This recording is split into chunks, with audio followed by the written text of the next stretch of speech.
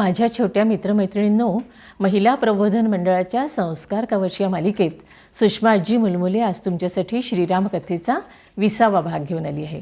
19व्या भागात मी तुम्हाला सांगितलं की राम आणि सुग्रीव हे दोघं आता एकमेकांचे पक्के मित्र झाले होते आणि आपल्या धाकट्या भावाला म्हणजे सुग्रीवाला विनाकारण त्रास देणाऱ्या, त्याच्याशी विनाकारण शत्रुत्व घेणाऱ्या वालीला रामाने ठार मारलं होतं. आता पुढे काय झालं ते सांगते हां. आता ठरल्याप्रमाणे सुग्रीव हा किष्किंधेचा राजा झाला होता. त्याची पत्नी रुमा हिची देखील वालीच्या कैदेतून मुक्तता झाली होती. वालीची पत्नी तारा हिच्याशीही सुग्रीवाने विवाह केला आणि ते सगळेजण तिथे आनंदाने राहायला लागले. सुग्रीवाने रामलक्ष्मणाला सुद्धा आग्रह केला की आता तुम्ही देखील आमच्याबरोबर किष्किंधा नगरीत आमचे पाहुणे म्हणून राहा, पण रामाने त्याला नकार दिला.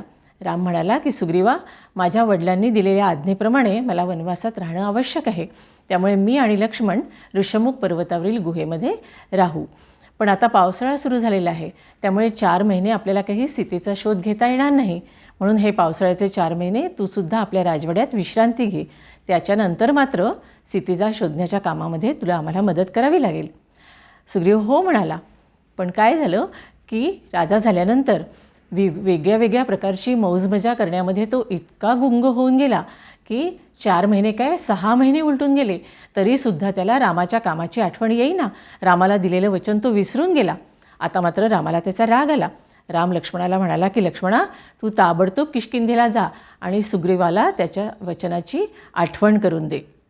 राम लक्ष्मणाबरोबर ऋषमुख पर्वतावर त्यांची सेवा करण्यासाठी हनुमान देखील राहत होता. हनुमानाला रामाचा रूप, रामाचा विनयी स्वभाव, रामाची कर्तव्यनिष्ठा, रामाचं शौर्य, सगळ्यांना मदत करण्याची वृत्ती हे सगळं खूप आवडत होतं आणि त्यामुळे तो रामाचा अगदी परमभक्त बनला होता. राम रागवला आहे हे कळताच त्यांनी सुग्रीवाला जाऊन सांगितलं की लक्ष्मण तुझ्याकडे येतो आहे रागावलेला. तेव्हा सुग्रीव घाबरला. लक्ष्मणाचा राग किती भयंकर आहे त्याला माहीत होतं, त्यामुळे त्यांनी ताबडतोब आपल्या संपूर्ण वानर सेनेला किष्किंधेमध्ये गोळा होण्याचे आदेश पाठवले आणि आपल्या ताराराणीला सांगितलं की तू जाऊन लक्ष्मणाचं स्वागत कर. ताराराणींनी लक्ष्मणाला सांगितलं की सुग्रीवानी आपली सेना गोळा करायला सुरुवात केलेली आहे. हे ऐकून लक्ष्मणाचा राग शांत झाला. आता सुग्रीवाने आपल्या प्रचंड सेनेचे 4 भाग केले. त्यापैकी 3 भाग त्याने पूर्व, पश्चिम आणि उत्तर या दिशांना पाठवले. पण सीतेला रावण दक्षिण दिशेकडे घेऊन गेला आहे हे त्याला माहीत होतं, त्यामुळे त्याने अंगद, नील, हनुमान आणि जांबुवन ह्या आपल्या खूप शूर सेनापतींच्या बरोबर खूप मोठी सेना दिली आणि त्यांना दक्षिण दिशेकडे पाठवलं. हनुमान अतिशय हुशार होता, अतिशय बुद्धिमान होता. त्यांनी रामाला विचारलं की श्रीरामा, जेव्हा सीतामाई आम्हाला भेटतील तेव्हा आम्ही तुझ्याकडूनच आलो आहोत, तुझे दूत आहोत, यावर त्यांचा विश्वास कसा बसेल. राम म्हणाला, अरे हो. मग रामाने आपल्या बोटातली अंगठी काढून हनुमानाला दिली आणि सांगितलं की ही अंगठी जेव्हा तुम्ही तिला दाखवाल तेव्हा तिचा नक्कीच तुमच्यावर विश्वास बसेल. ती अंगठी हनुमानाने आपल्याजवळ सांभाळून ठेवली आणि ते सगळेजण दक्षिण दिशेकडे निघाले. वाटेत त्यांना खूप गावं, पर्वत, नद्या, दऱ्याखोरे, जंगलं असे भाग लागले. ते सगळे भाग त्यांनी अगदी पिंजून काढले, पण सीतामाई त्यांना कुठेही सापडेना. ते सगळेजण अगदी निराश होऊन गेले. वणवण भटकून बिचारे अगदी थकून गेले होते आणि असं करता करता ते समुद्राच्या काठापर्यंत येऊन पोचले होते. त्यांना कळे ना की आता समुद्राच्या पलीकडे सीतामाईचा शोध कसा घ्यायचा आणि त्यांना मिळालेली 1 महिन्याची मुदत देखील संपत आली होती. सुग्रीवाने सगळ्यांना बजावून सांगितलं होतं की 1 महिन्याच्या आत तुम्हाला हे काम करून परत यायचं आहे, नाहीतर मी सगळ्यांना खूप मोठी शिक्षा देईन. त्यामुळे ही 1 महिन्याची मुदत संपत आलेली होती. आता आपण याच ठिकाणी आपले प्राण त्याग करूया, म्हणजे आत्महत्या करूया, असा विचार अंगदाने सगळ्यांसमोर मांडला. पण अंगदाचं हे बोलणं संपत नाही, तोच त्यांना पर्वतावरून एक माणसासारखा आवाज ऐकू आला. अरे वा, हे तर खूप छान झालं, मला बसल्या जागी आहे ती शिकार मिळेल. सगळ्यांनी त्या आवाजाच्या दिशेने वळून पाहिलं तर एक खूप मोठ्या आकाराचा म्हातारा असा गृध्र पक्षी पर्वतावरून बोलत होता.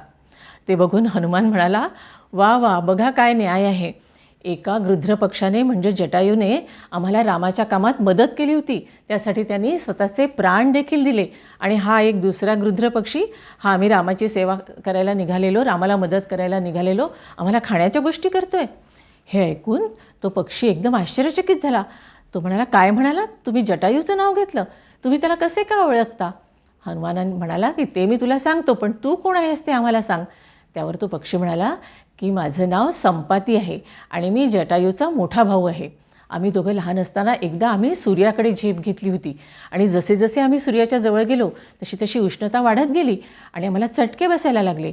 मग धाकट्या भावाला त्रास होऊ नये म्हणून मी त्याला माझ्या पंखांखाली घेतलं, पण माझे पंख सूर्याच्या उष्णतेने जळून गेले आणि आम्ही दोघंही पृथ्वीवर वेगवेगळ्या ठिकाणी पडलो. तेव्हापासून माझ्या भावाशी भेट नाही. त्याचं काय झालं ते सगळं तुम्ही मला व्यवस्थित सांगा. तेव्हा हनुमानाने त्याला सगळी हकीकत सांगितली. जटायू मरण पावला हे ऐकून संपातीला खूप वाईट वाटलं आणि त्याला रावणाने मारलं हे कळल्यावर त्याला रावणाचा अतिशय राग आला. रावणाला जरूर शिक्षा झाली पाहिजे असं तो सारखं म्हणायला लागला. तेव्हा अंगद त्याला म्हणाला की हो, आम्हालासुद्धा रावणाला शिक्षा करायची आहे, पण तो कुठे राहतो हेच आम्हाला माहीत नाही. तेव्हा तो संपाती म्हणाला की रावण कुठे राहतो हे मला माहीत आहे. या समुद्रापासून आतमध्ये 100 योजनं दूर, योजनं म्हणजे आता जसं आपण अंतर किलोमीटर्समध्ये मोजतो ना, तसं जुन्या काळी योजन हे अंतर मोजण्याचं एक परिमाण होतं. तर समुद्रापासून 100 योजनं आतमध्ये लंका नावाचं एक बेट आहे आणि त्या बेटावर रावण राहतो आणि तो सीतेला बहुतेक त्याच ठिकाणी घेऊन गेलेला आहे. एवढं बोलल्यानंतर संपातीने समुद्रकिनाऱ्यावर जाऊन आपल्या भावाच्या नावाने तर्पण केलं. त्याबरोबर त्याला नवीन पंख फुटले आणि तो विंध्य पर्वतावर उडून गेला.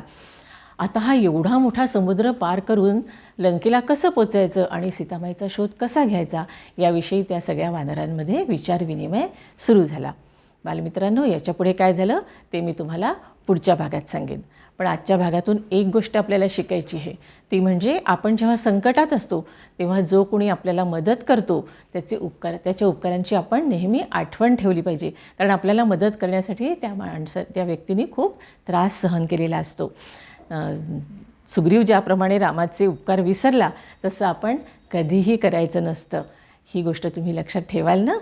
चला तर आता माझ्याबरोबर म्हणा, जय जय जय जय जय श्रीराम.